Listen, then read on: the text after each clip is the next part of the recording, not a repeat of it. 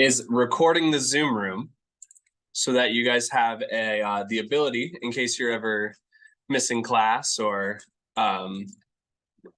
you're out sick or whatever, I will be recording my lectures so that they become a lot more easily accessible in the future. So let me move my stuff here. So in that case, if you're taking a vacation or you're out sick for whatever reason, sorry. Anytime I'm doing a Zoom room lecture, it'll be recorded and uploaded so you can access that later on. So if you have your agenda up on screen, you can see that the next thing that we're going to be working on, let me fade out our music here. The next thing that we're working on is some gesture drawing stuff. We've been kind of bouncing around a little bit here and there. But that's because the human body, as I'm sure you're aware, has a lot of moving parts to it. So now we're going to kind of focus on looking forward and combining all of these different details, all of these different aspects together with one another to create a more detailed character or a detailed body, right? So for gesture drawing, the first bullet point, we're going to spend about 15 minutes or so on this. Call this gesture drawing. This is going to be based off of the improved stick figure method that we talked about the other day. So we're used to our typical stick figures, which already have a pretty good set of proportions between the head size and the body and the legs. It makes it pretty equal. It's great for quickly communicating our idea, but not for very quickly communicating our proportions and stuff like that. So in order to do that, you want to start thinking about how the human body is built. It's going to start with a head, and very quickly, the way that you can improve your stick figures to a more skeletal and more posable, kind of like an action figure doll situation figure, is by adding shoulders and hips. And that's going to also influence the way your character is shaped. And if you're going into a path of animation, you're interested in the path of animation, it's also going to influence the way that your character is perceived, like how they are in the story. Anyways, whatever. So I'm going to start with some shoulders. That should not really extend very far past the side of the head. And we'll just draw some circles at the end there for our shoulder joints. Next, we have a spine, which we're going to go a little bit longer. I'm not really measuring, I'm just kind of eyeballing. But the spine goes straight down from the head through the shoulders, and the spine ends at your hips, right? We remember this from the last part I demoed it. So what you do want to keep in mind, though, is the distance from the top of your head to the bottom of your hips is half of your character's height, which means that the legs are going to make up another half of this space right here. So to get my arm kind of ready, to get my my muscle memory kind of flowing, I'm just going to draw two lines so I get a feel for about how long each half of my legs are, give or take. So we're going to go down, down, and then one more. So legs in two parts, down and down. So this is a little bit longer. You know, it's not perfect, but by thinking about this, we can just gonna draw some feet real quick. Oh, that's a backwards foot.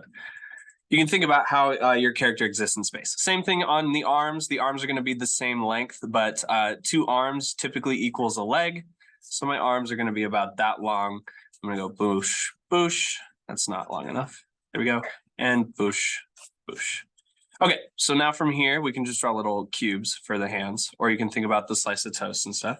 Now that we have these points of contact where we're separating each of the movements and the connections and stuff like that, now we can adjust our drawing dependent on how we want this character to be posed in a specific gesture or in a specific pose of that nature. So in order to start doing that, we're going to need a reference. So I'm going to grab a reference real quick. I'm going to look up action pose reference. I'm going to share my screen. I'm still figuring out the best way to like split my screen and my video so that it's not super tiny in the final recording, but we'll see how this shakes out. Okay, action pose reference. let's do, here's a whole bunch of reference sheets.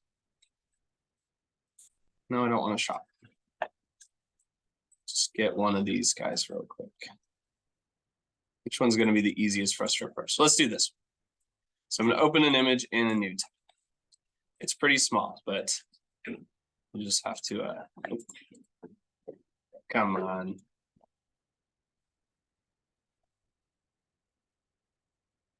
There we go. This should be larger. There we go. Much bigger.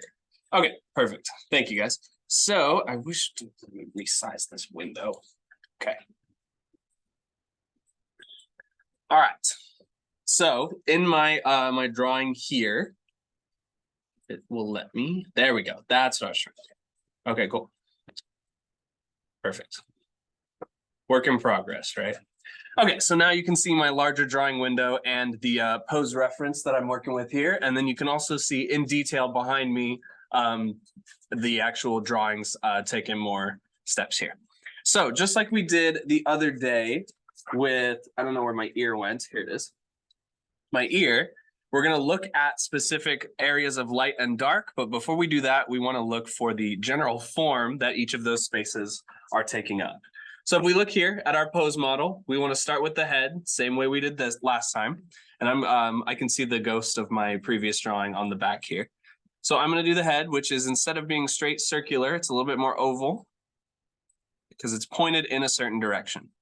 So if we imagine the ears right here and her eyes are looking this way, that's going to influence the way that my pose and my shoulders and hips, not my holders and ships, my shoulders and hips are going to come out of this character. So if we look here at the reference, if you're seeing my Zoom screen, you can see that the shoulders are kind of behaving in this straight diagonal line. If we're kind of imagining an X-ray of our improved figure underneath the what are these pieces called? The shoulders and body through here.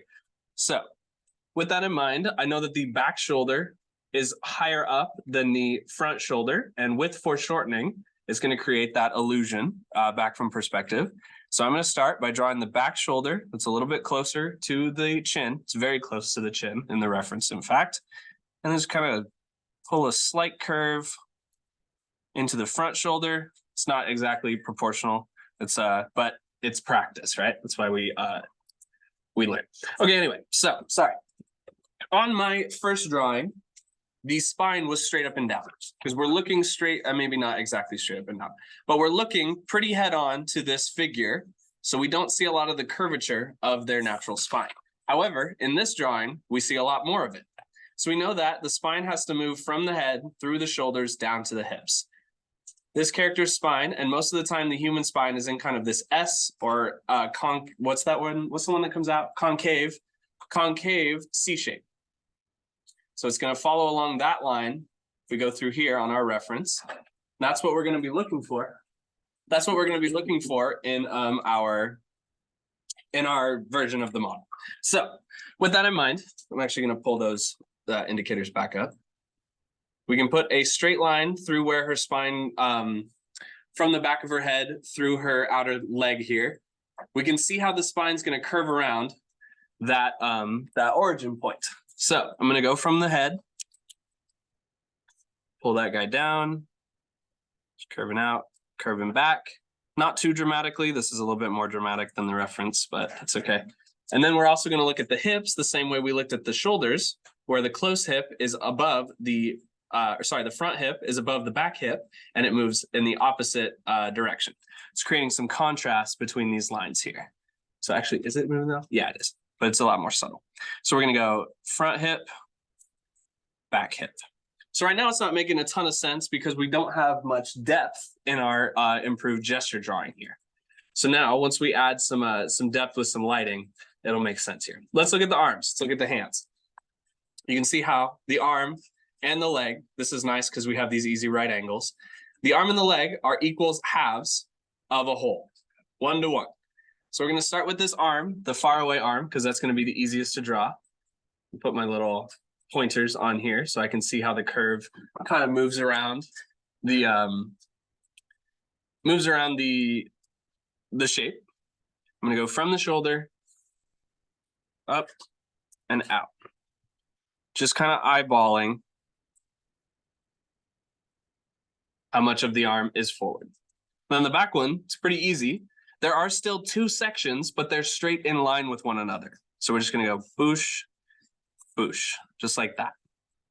I'm gonna add little, these trapezoids for hands. You can add extra hands if you'd like, but if we look specifically on the hands on this one, it's a lot more square. So I'm just gonna kind of add like a little square shape that curves around the back like that.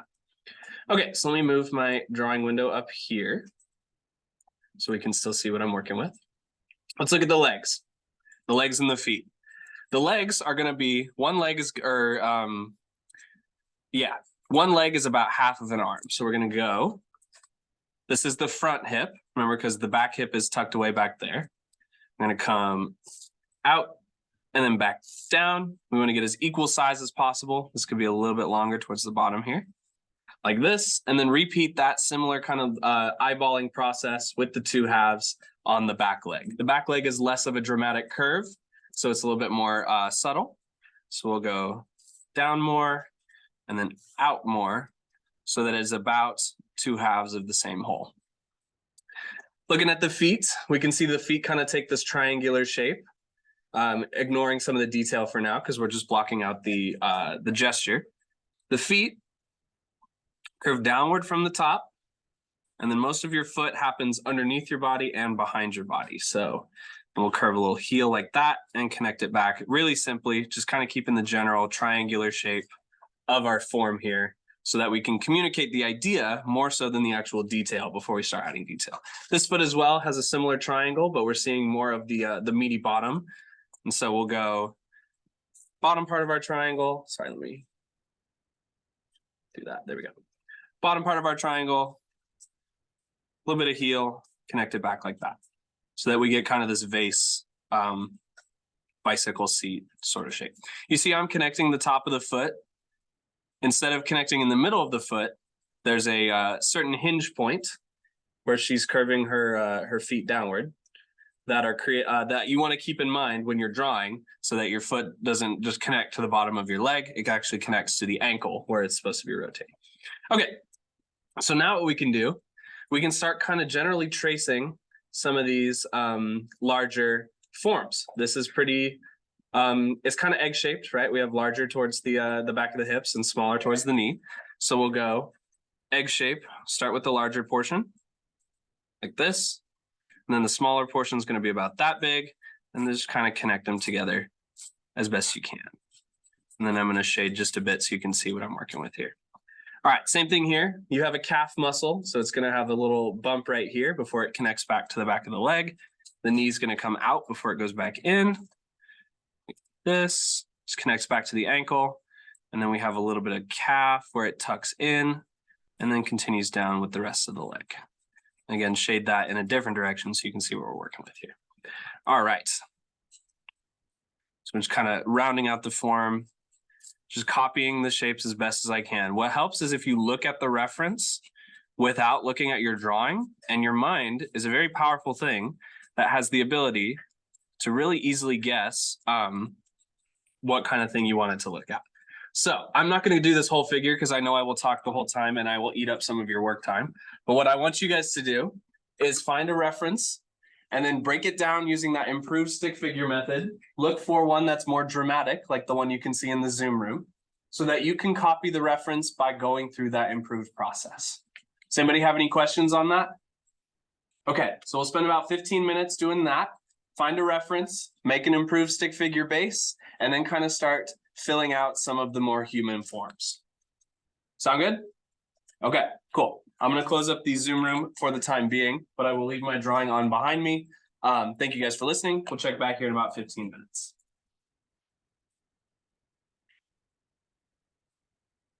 I could figure out where my serious question.